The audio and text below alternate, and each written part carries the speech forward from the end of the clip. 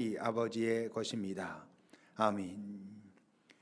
오늘 예배를 통해 하나님께서 우리에게 주시는 말씀 누가복음 19장 11절에서 15절, 26절에서 27절까지 말씀입니다. 이 살아계신 하나님의 말씀을 고명희 자매가 낭독할 때 하나님의 음성을 들으시기 바랍니다. 그들이 이 말씀을 듣고 있을 때 비유를 더하여 말씀하시니 이는 자기가 예루살렘에 가까이 오셨고 그들은 하나님의 나라가 당장에 나타날 줄로 생각함이더라. 이르시되 어떤 귀인이 왕위를 받아 가지고 오려고 먼 나라로 갈 때 그 종 열을 불러 은하 10문화를 주며 이르되 내가 돌아올 때까지 장사하라 하니라. 그런데 그 백성이 그를 미워하여 사자를 뒤로 보내어 이르되 우리는 이 사람이 우리의 왕됨을 원하지 아니하나이다 하였더라. 귀인이 왕위를 받아가지고 돌아와서 은화를 준 종들이 각각 어떻게 장사하였는지를 알고자 하여 그들을 부르니 주인이 이르되 내가 너희에게 말하노니 무릇 있는 자는 받겠고 없는 자는 그 있는 것도 빼앗기리라. 그리고 내가 왕됨을 원하지 아니하던 저 원수들을 이리로 끌어다가 내 앞에서 죽이라 하였느니라. 아멘. 하나님의 말씀입니다. 하나님, 오늘도 지금 이 순간 주께서 하시는 그 음성을 우리가 듣게 하소서. 생명으로 우리의 혼과 영과 관절과 골수가 찔러 쪼개져 실체가 드러나고, 그러므로 하나님 앞에서 정직하게 우리 자신을, 또 나의 욕망을, 그리고 이제 살아가야 할 이 세상을 바르게 보게 되는 귀한 시간 되도록 성령께서 인도하옵소서. 우리가 주 앞에 예물을 드릴 때에 정말 하나님 앞에 드리는 예물임을 기억하고 그곳에 우리의 마음과 정직과 겸손과 성실을 담아 잘 드림으로 사용되는 모든 곳에 주의 평화가 드러나게 하옵소서. 예수님의 이름으로 기도합니다. 아멘. 오늘은 종려주일입니다. 종려주일이란 예수님께서 이제 고난, 죽음, 그리고 부활을 향하여 가는 그 길에서 예루살렘에 입성하는 날, 그날을 기념하는 날입니다. 오늘 본문 다음에 나오는 본문이 바로 그 종려주일 입성하는 본문인데, 그 말씀을 당겨서 할까 하다가 우리가 부활을 지나고 난 후에 거꾸로 그 시각으로 그 들어가시는 장면을 바라보는 것도 의미가 있겠다 싶어서 미루어 두었습니다. 예수님께서 그 예루살렘을 들어가실 때 많은 사람들이 종려나무 가지를 흔들면서 예수님을 환영했죠. 그래서 이제 종려주일이라고 부르는 것인데, 그들은 그렇게 환영했고 환호했고, 그러니 여러분, 그 환호를 듣는 예수님을 따르는 사람들, 제자들을 포함해서 그들의 마음이 어땠겠습니까? 얼마나 그 마음에 설렘이 있고 기대가 있었겠습니까? 이제 우리의 고생은 끝났다. 이제 드디어 우리 선생님이 지금까지 3년 동안 봐왔던 그 능력의 우리 주님이 이제 예루살렘에 들어가셨고 이제 이 현실을, 이 세상을 바꾸실 것이다 라고 하는 기대가 있었기 때문에 그들도 기뻤습니다. 근데 우리가 알다시피 예수님의 마음은 참 복잡하셨거든요. 무엇보다 그분은 그 안에 안타까움이 있었습니다. 지난 3년간 당신이 이 땅에 오셔서 그토록 많은 것을 행하고 가르쳤음에도 불구하고 여전히 그 평화가 알지 못하는 자들을 보며 안타까워하셨고, 그래서 이 다음 본문에 보면 그분이 예루살렘 성을 보시며 우셨다라고 하죠. 마음에 안타까움이 있었습니다. 그뿐만 아니라 어쨌건 당신이 그 지나야 할 고난, 더 나아가 그 십자가의 죽음, 이런 부분들에 대한 부담도 있었습니다. 그럼에도 불구하고 그분 안에 아마 있었던 가장 큰 마음은 바로 그 설렘과 기대였을 것입니다. 예수의 제자들 그리고 따르는 자들과는 다른 이제 드디어 당신이 이 모든 사람들에게, 세상에 당신이 가지고 오신 그 생명을, 그 영혼을 드러내 보일 때가 되었다는 것을 아시기 때문입니다. 그래서 기꺼이 그 죽음을 통과하시면서 이제 그 생명을 우리에게 보이셨던 거지요. 그러나 물론 사람들은 전혀 그것을 몰랐습니다. 오늘 말씀도 그렇습니다. 11절을 보시면 그들이 이 말씀을 듣고 있을 때, 이 말씀이란 뭐죠? 삭개오의 집에서 있었던 일입니다. 삭개오가 좀 사람이 이제 변했고, 이 집에도 지금 구원이 임했다 하시면서 뭐라 그러십니까? 인자가 이 땅에 온 것은 잃어버린 자를 찾아 구원하려 그런 것이다. 이렇게 말씀하시니까 제자들이 그것을 보고는 잃어버린 자를 찾아서 구원하러 오셨구나. 이들이 생각하는 구원과 지금 예수님이 생각하는 구원은 같은 게 아니었기 때문에, 그들은 이 세상이 변할 거라고 생각했기 때문에, 그러니 어떻게 생각합니까? 이들이 이제 예수님께서 예루살렘에 들어가고 계시고, 그러니 하나님의 나라가 이제 당장 나타나겠구나라고 이들이 생각하고 있는 겁니다. 그러니까 이 오해를 사실 계속 아니라고 말씀하셨거든요. 근데 오늘도 이들이 가지고 있는 그 오해를 풀어주시기 위해서 하신 비유가 이 문화 비유라고 하는 겁니다. 12절과 13절을 보십시오. 그들이 이제 그러는 걸 보면서 비유로 말씀하시는 거죠. 어떤 귀인이 왕위를 받아 가지고 오려고 먼 나라로 갔다. 근데 그 가기 전에 그 종 열을 불러서 은화 10문화를 주면서, 문화는 그러니까 은, 금을 다루는, 우리로 말하면 한 돈, 두 돈 하듯이 그런 무게 단위겠죠. 은화 10문화를 10명한테 줬으니까 한 명당 한 문화씩 줬다는 겁니다.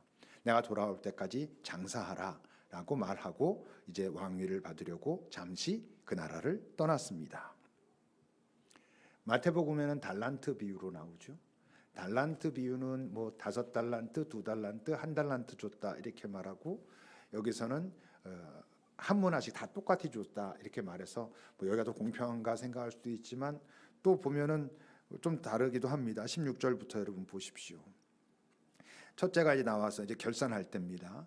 주인이여 당신 한 문화로 10문화 남겼습니다. 그러니까 아주 잘했다 착한 종아, 작은 것에 충성했으니 10골을 네가 차지해라.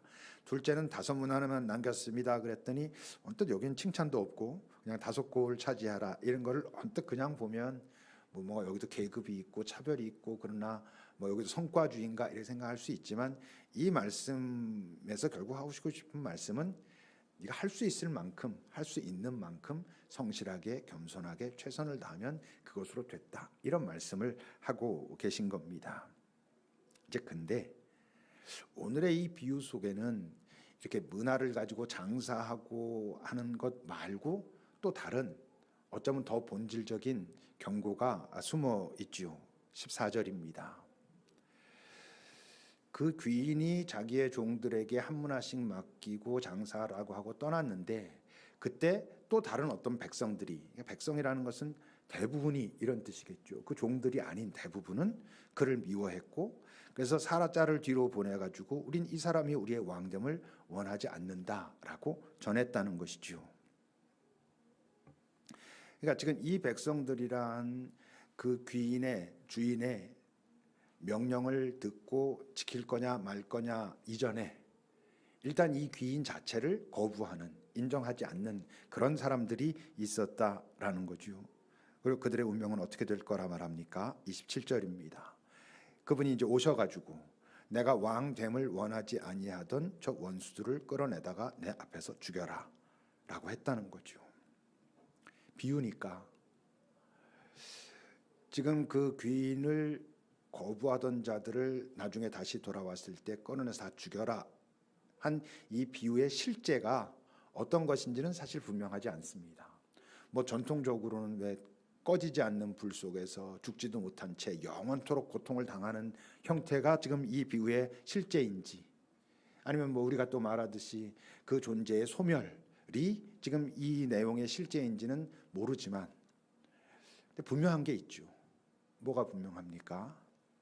어쨌건 그를 부인하던 자들은 영원한 세상을, 그리고 영원한 세상에 들어가게 된 완전한 나를 경험할 수는 없을 것이다, 이런 뜻입니다.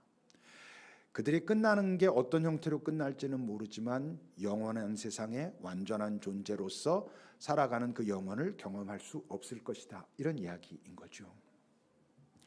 우린 너무 지옥의 형태에 대해서 고민하는 게 많은 것 같아요. 근데 사실 지옥의 형태는 그건 핵심이 아닙니다. 여러분, 애벌레가 있는데 애벌레의 완성을 나비가 되는 거라 합시다. 핵심이 애벌레가 나비가 되지 못하고 갈아 없어졌느냐, 불타 없어졌느냐, 말라 죽었느냐, 이게 핵심이 아니잖아요.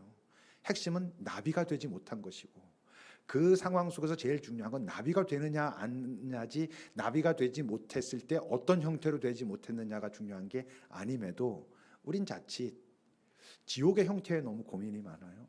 근데 지옥의 형태보다 우리가 생각해야 될 것은 그것보다 온전한 나라, 완전한 나라, 영원한 생명의 나라, 완전한 나가 될 수 있을 것이냐 없을 것이냐가 핵심인데, 오늘 그 말씀, 비유 속에서 하시는 말씀은 그를 부인한 자들은 결국 어떤 식으로 끝날지는 모르지만 어떻게 끝났든 하여튼 온전한 세상, 완전한 나, 영원한 것, 그것은 경험할 수 없다라고 말씀하고 있는 거죠. 그렇다면 이들은 왜 귀인을 거부할까요? 이들이 그 귀인을 거부하는 건 나름대로 이유가 있어야 되잖아요. 당연히 거부하는 이유는 그가 필요 없기 때문이죠. 왜 필요 없겠습니까? 그 앞에서 읽었던 그 삭개오 얘기 10절을 여러분 보십시오. 그분은 이렇게 말씀하셨거든요. 내가 이 땅에 온 것은 잃어버린 자를 찾아서 구원하기 위하여 왔다 라고 말을 하는데, 지금 그 귀인을, 이 인자를 거부하는 자들은 필요 없는 거지. 왜?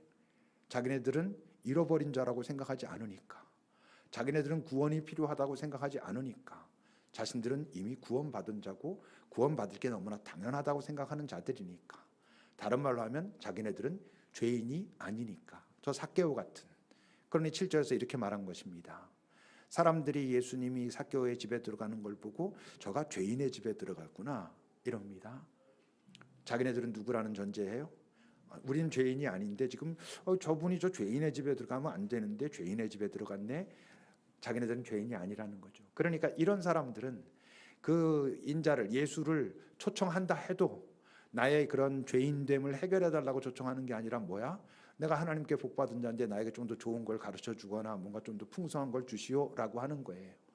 그러니 거기에 대해서 자기네들의 그 요구에 합당하게 움직이지 않는 자는 필요가 없는 것이죠. 그러니까 당신이 우리의 왕 되는 걸 원치 않소 이러는 겁니다.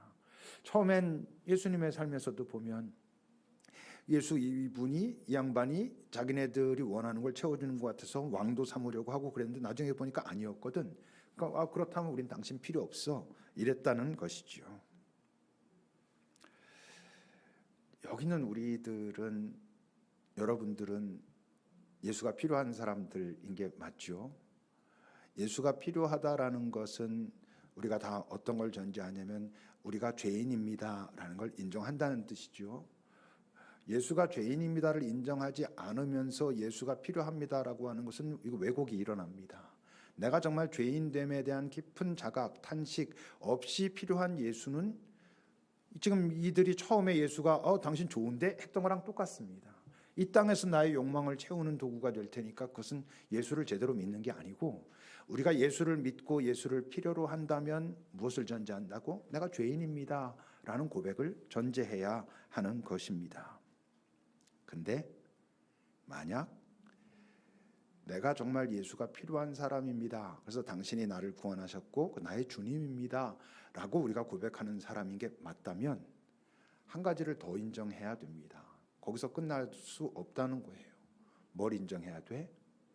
그분도 나를 필요로 한다는 것을 인정해야 됩니다. 13절입니다. 종열을 불러서 열 문화를 주면서 내가 돌아올 때까지 장사하라.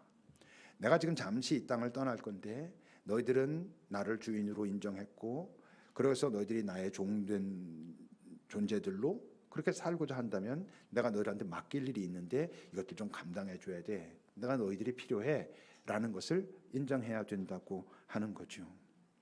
여러분들은 그것을 인정합니까? 주님이 나를 필요로 하신다. 그분이 나의 주님이고 종된 나는 그분이 나를 필요로 하는 그 이유에 합당하게 내가 살아야 한다라는 것을 인정하는지 살피셔야 됩니다. 우리가 예수 믿고 듣는 얘기 중에 좀 뭔가 이게 편치 않은 얘기가 있는데, 이젠 더 이상 내 인생은 나의 것이 아니라 주님의 것이다, 이런 얘기가 뭐 나름 멋있어 보이긴 한데 뭐 정직하게 따져보면 그럼 나는 없어지는 건가? 이제 이 땅에 살면 나는 그냥 그분만 위해서 살고 정말 종처럼 살아야 되고 그런 건가? 우리가 이런 생각을 할 수 있지 않겠어요? 갈라디아서 2장은 이렇게 말하죠.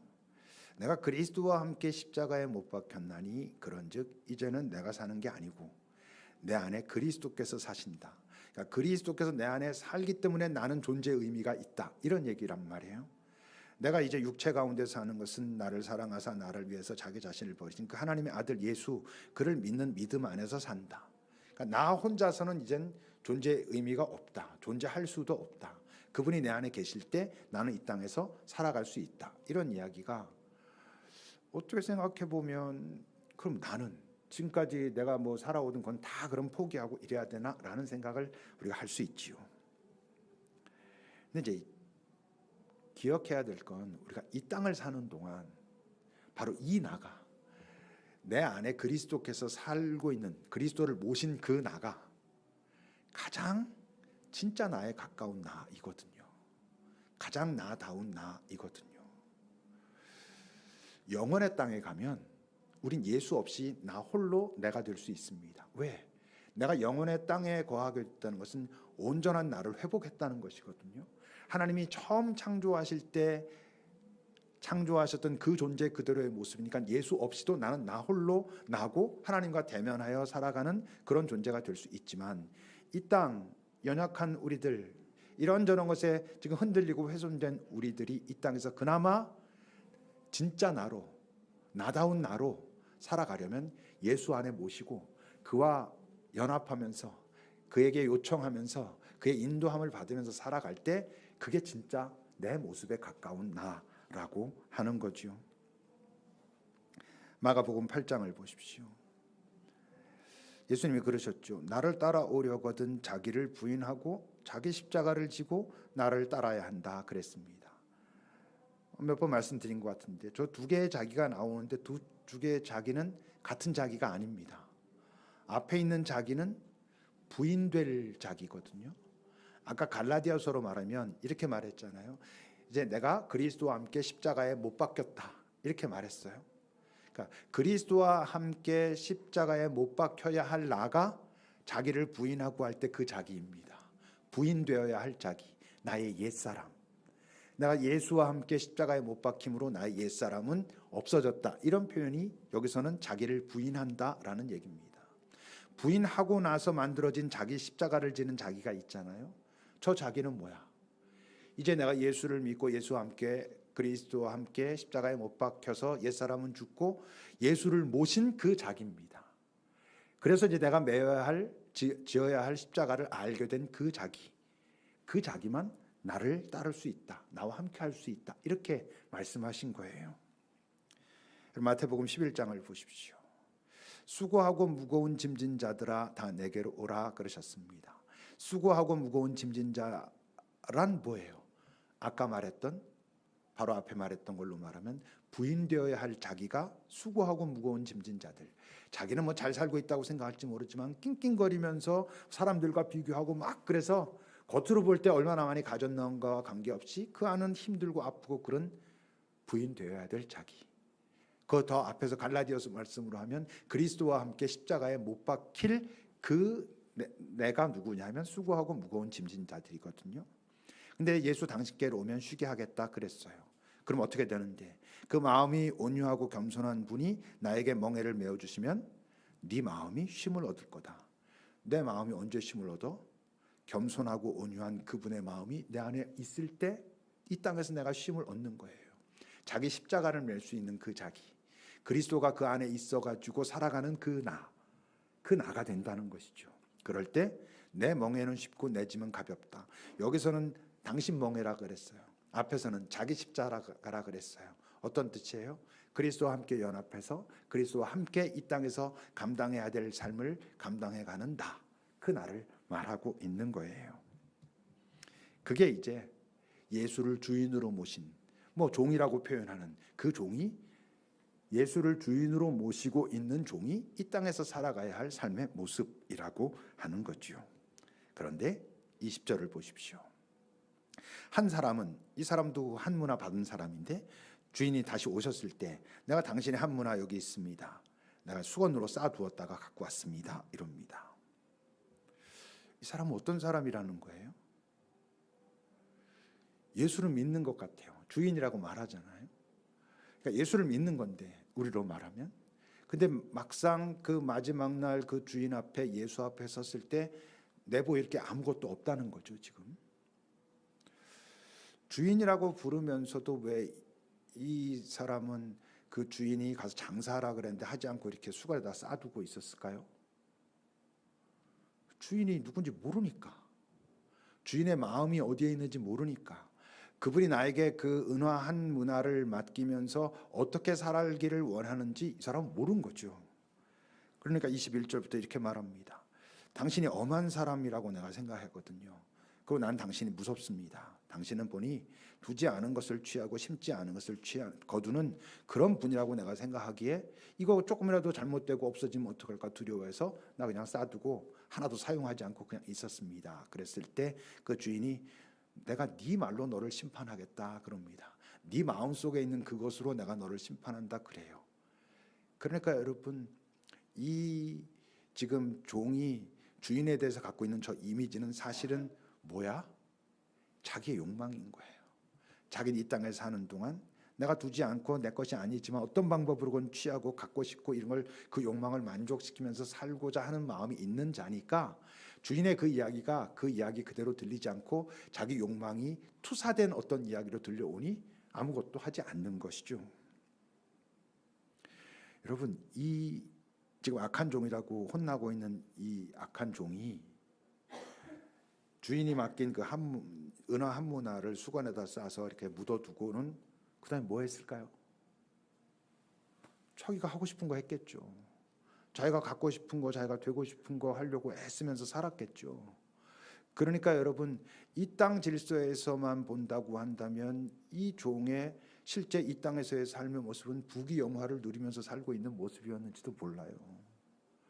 이 땅에서 볼 땐 저 사람 참 잘 살아. 아주 정말 악착같이 자기가 하고 싶은 건 꼭 해내고야 말면서 그렇게 사는 사람이야. 뭐 피도 눈물도 안 들어갈 사람이야. 근데 그러니까 결국 저렇게 되잖아 하는 이야기를 듣는 사람일 가능성이 얼마든지 있는 거죠.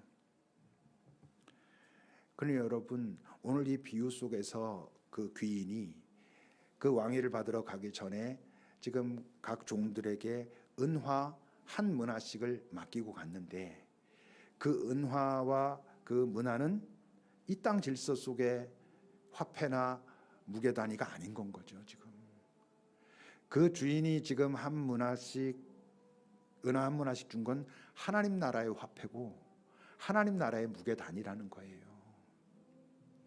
그러니 여러분, 생각해 보면 지금 비유에서 예수님이 말씀하시는 그 은화는 뭘 말하겠어요? 그 귀인이 당신의 사람에게 맡기고 간 은화는 결국 그의 사랑인 거예요. 그의 사랑을 다 똑같이 이렇게 주고 갔어요. 그러고 장사해가지고 10문화를 남기고 5문화를 남긴 사람들은 그 사랑으로 일한 사람들, 그 사랑으로 살아간 사람들, 다른 말로 하면 사랑을 나누며 살아간 사람들, 자기가 받은 그 사랑을 주변에 있는 사람들에게 나누고 산 사람들. 근데 이 하나님 나라의 질서는 참 묘한 게 내가 그 사랑을 저에게 주면 없어져야 되는데 없어지는 게 아니라 준 만큼 하나님 나라에 쌓이네. 내가 한 문화의 사랑을 받고 그 사랑을 가지고 10배로 내가 사람들한테 나누며 사는 사람은 한 문화를 받았는데 저 위에는 10문화가 쌓이네. 이런 이야기인 거예요. 15절을 보십시오. 귀인이 왕위를 받아가지고 돌아와서 은화를 준 종들이 어떻게 장사했는지를 확인하려고 했다. 그럼 이 말이 어떤 의미겠어요? 그분이 오시면 내 종들아 모여라. 그동안 수고했다. 저기 너희들은 이제 천국에 가. 이렇게 말씀하시는 거 아니라는 거예요.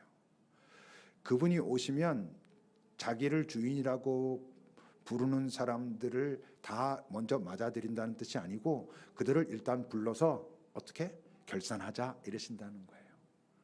내가 너희에게 은화 한 문화씩을 주고 갔는데 그 문화 가지고 어떻게 너희들이 그것을 사용하며 살았는지 보자 이런다는 거예요.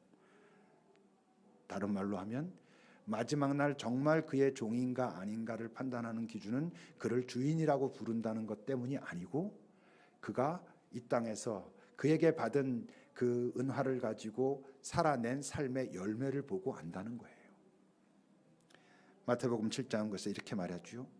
좋은 나무가 나쁜 열매 맺을 수 없고 못된 나무가 아름다운 열매 맺을 수 없다. 아름다운 열매를 맺지 않은 나무마다 찍혀 불에 던져진다. 저 말은 무슨 소리예요? 아름다운 열매를 맺지 않는다면 자기가 아무리 나 좋은 나무인데요 라고 말한다 할지라도 그건 좋은 나무일 수가 없어. 좋은 나무라면 열매가 맺힐 거거든. 이런 이야기입니다. 그러므로 결국 열매로 그들을 알 거라는 거예요. 그들의 고백으로 아는 게 아니라 그들의 열매로 안다는 거죠. 주여 주여 한다고 다 천국에 들어가는 것 아니고 하늘에 계신 내 아버지 뜻대로 행하는 자라야 들어간다. 너희들이 나에게 주인이라고 부르기 때문에 다 되는 게 아니고 내가 너희들에게 맡긴 그것 가지고 잘 장사해서 결과를 가진 사람들만 들어갈 거야. 물론 그 맡긴 것도 그렇고 맡긴 것을 가지고 이 땅에서 장사하는 것도 그렇고 이 땅 질서랑은 다르지. 이 땅에서 볼 때는 야, 너 그렇게 살아가지고 너도 좀 챙겨 이런 이야기를 들으면서 살지 모르지만 그 사랑 가지고 그 사랑에 합당한 어떤 삶을 살고자 애썼다면 이 땅에서 참 힘들고 어려웠을지 모르지만 저 땅에는 엄청 쌓여있는 그런 삶이 될 수도 있어. 그리고 그가 진짜 내 종이고 내 친구야 이렇게 말씀하신다는 거죠. 여러분 예수를 왜 믿습니까? 정말 우리 이제 가끔씩 그런 너무 원초적인 질문이지만 좀 해봐야 되거든요. 나 예수 왜 믿지? 뭐 여기 앉아 계신 분 중에 이 땅에서 부귀영화를 누리려고 예수 믿는다 이러시는 분은 저는 없을 거라고 생각해요. 뭐 어떤 것이 내게 선물로 아니면 은사로 이렇게 다가올 때 감사합니다 할 수는 있지만 그거 자체가 목적이어서 내가 예수 믿는다 그거 아니라면 난 안 믿어 이렇게 말하는 분은 저는 없을 거라고 생각을 합니다. 위로를 받으려 위로가 필요해서 그럴 수 있죠. 어떤 좀 안도감, 안정감 이런 것이 필요하니까 인생에는 그럴 수도 있죠. 근데 그 위로나 그 안도감이라는 것도요. 어디에서 온 것인가가 매우 중요합니다. 여러분 때로는 뭐 좋은 음악이 나에게 위로를 줄 수도 있고 때론 뭐 여행 한번 다녀온 것이 나에게 위로를 줄 수도 있고 그러지 않겠어요? 뭐 어떤 때는 내 통장에 뭐가 돈이 좀 많이 쌓일 때 안도감도 있을 수 있고 그렇잖아요. 근데 예수를 믿는 위로나 안도감이 그런 거랑은 좀 다른 걸 거잖아요. 그러니까 소망, 영원에 대한 소망이 있기 때문에 그 소망을 타고 들어온 위로나 안도감이라면 맞지만 그냥 내가 뭔가 어쨌건 내 마음이 좀 편해져야 돼. 그럼 뭐 술을 마시고 취하든지 뭐 이렇게 해서도 얼마든지 가능한 일인데 잠시 동안의 어떤 거라면 말이에요. 그럼 예수를 믿는 이유는 너무나 당연한 얘기지만 이 땅이 유한하다는 걸 알고 이 땅에 지금 존재하고 있는 내가 온전하지 않다는 걸 알기 때문에 영원한 세상이 있다면 완전한 세상이 있다면 그 영원하고 완전한 세상에서 흠없는 온전한 존재로 내가 영원토록 존재하고 싶어서 예수 믿는 거죠. 예수님이 그걸 약속하셨기 때문에 우리가 예수를 믿는 거죠. 이 땅에서 여러분 부자 되고 뭐 하고 그러려면 뭐 굳이 예수를 믿겠어요. 그 영원이 꿈이기 때문에 믿는 거고 그 과정에서 이 땅에서 어떤 선물을 받을 수도 있고 내가 원하는 선물을 못 받을 수도 있지만 그걸 못 받는다고 그분을 포기할 수 없는 건 이 땅의 전부가 아니라는 것을 인정하면서 내가 그분을 믿는 거니까 그런 거죠. 근데 그렇다면 왜 예수여야만 하나? 이 땅에서 부족한 나로서가 아니라 영원에서 완전한 나로 살아보고 싶다고 하는데 왜 꼭 예수여야 하나요? 그건 어쨌건 이 땅에 그 영혼을 생명을 들고 오신 유일한 분이 그분이라고 우린 지금 인정하는 사람들이니까 만약에 정말 영원한 생명을 들고 온 다른 누군가 있다면 뭐 그의 종이 되면 되죠. 여러분 우리가 지금 이 고난주간을 시작하면서 부활을 기다립니다. 그건 무슨 뜻입니까? 우리가 믿는 주님이 부활하신 분이라는 거거든. 이 땅의 모든 고난, 죽음이라고 하는 이 땅에선 끝이라고 하는 그 자리를 통과하시면서 부활하심으로 그 생명이 있다는 것을, 영원한 무언가가 있다는 것을 우리에게 증명하러 이 땅에 인간으로 오셨고 우린 그분을 믿는 거잖아요. 다시 말하지만 왜? 이 땅에서 잘 살라고? 아니, 이 땅 이 부족한 유한한 세상 넘어 영원한 그곳이 있다면 그곳에 거하려고, 완전한 나로. 그래서 여러분 예수를 믿는 겁니다. 근데 어떻다고? 제대로 믿어야 된다고요. 여러분 오늘 그 본문에서 그 심판받는 그 순간 제일 땅을 치고 억울할 사람이 누구겠어요? 수건에 싸놨던 사람이지. 그 사람은 적어도 문화를 받았던 사람이에요. 아까 우리가 그 문화, 그 은화를 사랑이라고 한다면, 그분의 사랑이라고 한다면, 그분의 사랑을 어쨌건 받았던 사람이에요. 아예 거부했던 사람들은 그 사랑 자체를 거부했던 사람들이에요. 그러니까 그들은 뭐 끝이라는 게 좀 끔찍하긴 해도 뭐 억울할 건 없어. 뭐 억울할 거 없다고도 말할 수 있을지 모르지만 어쨌건 이 사람보단 덜 억울하겠지. 이 사람은 자기가 가졌었는데 자기 마음대로 그 주인에 대해서 평가하고 판단하고 여전히 자기 욕망대로 살다가 너 그거 내놔. 그래서 그 사랑 뺏긴 사람이거든요. 그 여러분 이게 그렇게 되면 우리 안 되는 거 아니에요? 26절을 보십시오. 내가 너에게 말하노니 있는 자는 받겠고 없는 자는 있는 것도 빼앗길 것이다. 내가 너에게 사랑을 분명히 주고 그 사랑 가지고 이 땅에서 그 사랑의 삶을 살아라고 했는데 그 사랑 하나도 살지 못해서 그 사랑의 열매가 없는 자는 그 사랑까지 빼앗길 것이다. 사실은 너희들이 나를 주인으로, 그런 사람들은 나를 주인으로 섬긴 게 아니라는 것이 드러나고 말 것이다. 이런 뜻입니다. 왜 어렸을 때 천국 열차 올라타고서, 이거 아시죠? 우리 천국 열차 올라타고서 하늘 날아가지요. 뿡뿡, 이거 아시나? 있어요. 옛날에 어렸을 때 다니신 분들은 아실 거예요. 그래서 이제 마지막 때가 돼서 그 천국행 열차를 타려고 그 매표소 있는데 가가지고요. 그 안에 있는 분한테 이제 저거 열차 타려고요. 그래서 당신 누군데요? 그래가지고 저 예수 믿어요. 제가 그분 제 주님이에요. 그러면 티켓 딱 줄 것 같아요? 아니라는 거예요. 저 예수 믿어요. 그분이 저의 주님이에요. 그러면 안 주고 거기서 요구한다는 거예요. 그럼 그분한테 받은 게 있을 텐데 그거 갖고 남긴 거 보여주세요. 이런다는 거예요. 나 그분한테 받은 거 이거밖에 없는 것 같은데, 그러면 그거 내놔요. 그리고 뺏기고 절로 가요. 그런다는 거예요.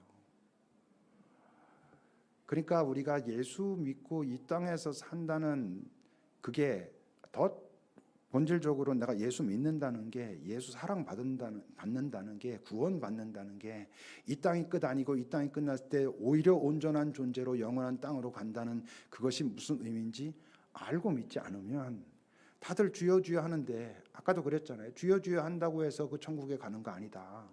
그 영원한 땅은 주여 주여 한다고 아니라 그 주라고 부르는 분이 너희에게 주신 그 사랑 가지고 이 땅에서 사랑으로 살아낸 자들이 그것을 경험하는 것이지, 그냥 그렇게 쉽게 진짜 싸구려로 주여 나 믿었다니까 예수 믿으면 무조건 천국 가, 다른 거 아무것도 행위로 가는 거 아니고 믿음으로 가는 거야, 이렇게 단순하게 할 수 있는 얘기가 아니라는 거예요. 여러분, 4월입니다. 놀랍지 않습니까? 4월? 아니 23년 언제 시작했는데 벌써 4월이라고 막 깜짝깜짝 놀라잖아요. 이게 여러분 유한한 세상의 시간은요 직선으로 흘러가는 거거든요. 시간이 쭉 이렇게 직선으로 가잖아요. 이렇게 쭉 직선으로 가는 시간은 점점 빨라집니다. 한 사람이 유한의 시간 속에 태어나가지고 처음에는 그 시간이 가는지도 안 가는지도 모르고 그냥 막 이렇게 하다가 점점 나이가 들고 이 땅에서의 삶이 길어지면 길어질수록 똑같은 시간인 것 같은데 점점 빨라집니다. 다 느끼시죠? 이 땅에만 존재하는 단어가 있어요. 많지만 아주 이 땅을 나타내는 중요한 그 의미가 담긴 단어가 있어요. 그게 갑자기라는 단어예요. 갑자기라고 하는 단어는 이 유한한 세상, 유한한 시간 속에만 있는 단어예요. 영혼에는 갑자기라고 하는 단어가 없어요. 예수님은 그 갑자기라는 단어를 조금 더 자극적으로 도둑같이라고 표현하셨어요. 너희들의 삶의 마지막 순간이 갑자기 다가올 거다.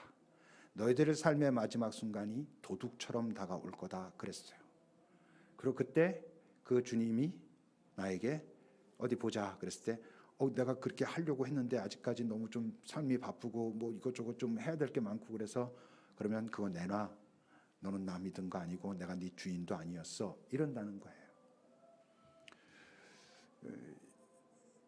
여러분, 예수 믿고 이 땅에 산다는 게 정말 뭐 아직 예수 믿었으니까 나 이제 구원받았어 이렇게 쉽게 할 얘기가 아닌 건 거죠.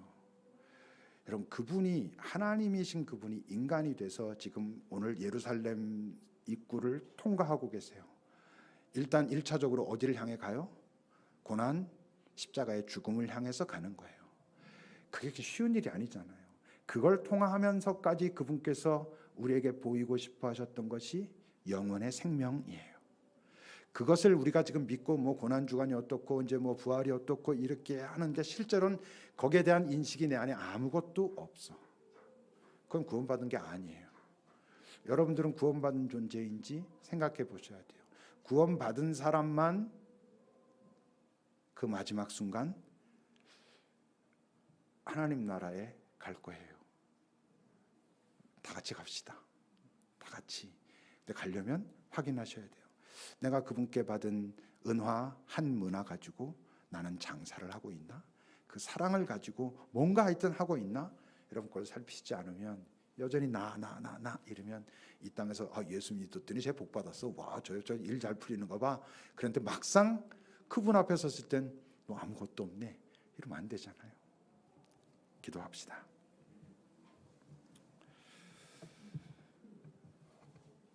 제가 여러분들 협박하려고 그러겠습니까? 우리가 실제로 알자고 그러는 거죠. 여러분 한번 잘 보십시오.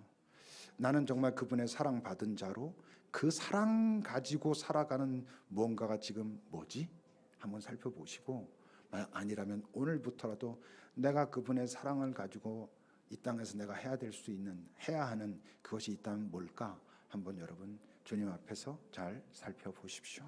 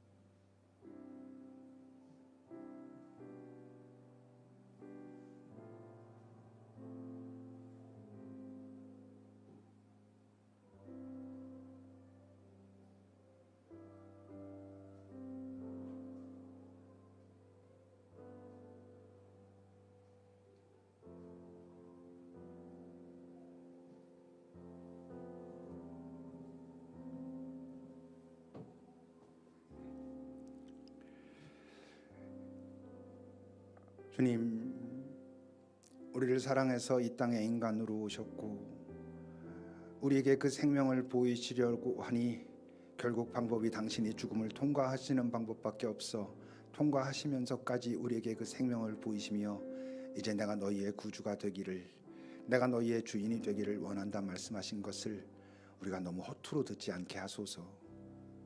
근데 당신이 우리의 주님이라면 우리가 종이고 종은 주께서 이 땅에서 우리에게 허락하신 그 사랑 가지고 그 사랑을 도구로 많은 사랑들을 하며 살아야 한다는 것도 잊지 않게 하소서.